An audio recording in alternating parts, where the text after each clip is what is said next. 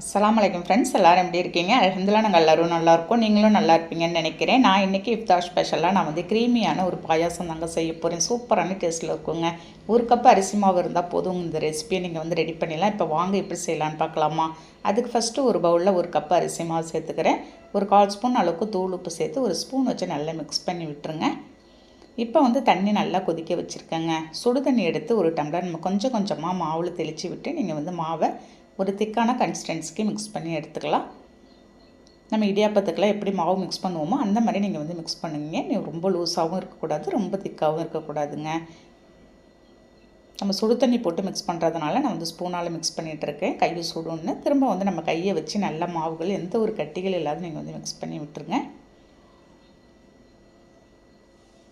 பாருங்கள், இந்த மாதிரி நல்லா மிக்ஸ் பண்ணிவிட்டு கொஞ்சமாக மாவு எடுத்து உங்களுக்கு எந்த ஷேப் வேணுமோ அந்த ஷேப்பில் நீங்கள் வந்து இதை வந்து ரெடி பண்ணிக்கலாங்க. நான் வந்து நீல வாக்கில் நான் வந்து கையில் வந்து சின்ன உருண்டையாக எடுத்து இந்த மாதிரி தேய்ச்சி விட்டுடுறேன்.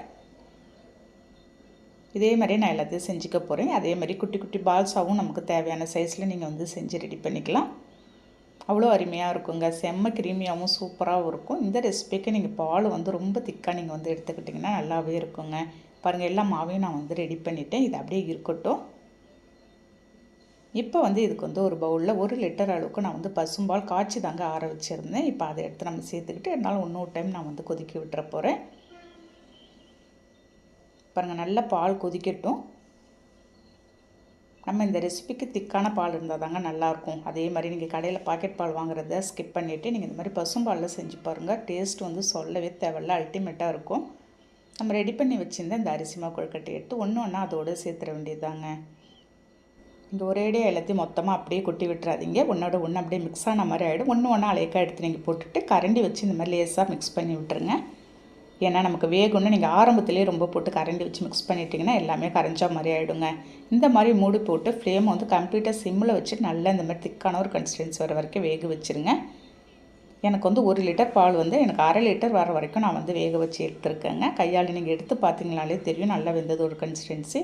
நல்லாவே மாவு வெந்து வந்திருக்கு.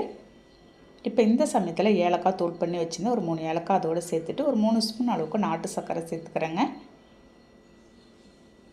சேர்த்துட்டு நல்லா மிக்ஸ் பண்ணிடுங்க. ஸ்வீட் வந்து உங்களுக்கு கூடுதல் குறைச்சல் அதுக்கு தகுந்த மாதிரி நீங்கள் வந்து சேர்த்துக்கலாம்.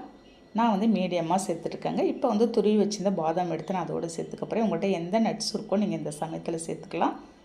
ஃபைனலாக துருவிய தேங்காய் கொஞ்சமாக நான் வந்து அப்படியே மேலே தூவி விட்டுற வேண்டியதாங்க. உங்களுக்கு பார்க்கும்போது தெரியும் எந்த அளவுக்கு திக்காகவும் நல்ல க்ரீமியாகவும் இருக்குன்னு.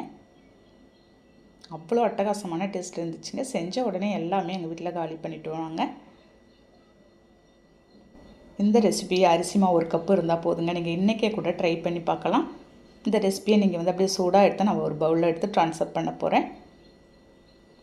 அப்படியே சூடாக சாப்பிடும்போது அவ்வளோ அருமையாக இருந்துச்சுங்க. உங்களுக்கு வந்து சூடாக தேவையில்லை அப்படின்ட்டு நீங்கள் ஃப்ரிட்ஜில் எடுத்து வச்சுட்டு நீங்கள் வந்து ஒரு அப்புறமா எடுத்து சில்லுன்னு ஆனதுக்கப்புறம் சாப்பிடும்போது கூட அவ்வளோ அருமையாக இருக்கும். மேலே தேவையான அளவுக்கு நான் பாதாம் துருவி எது சேர்த்துட்டேங்க.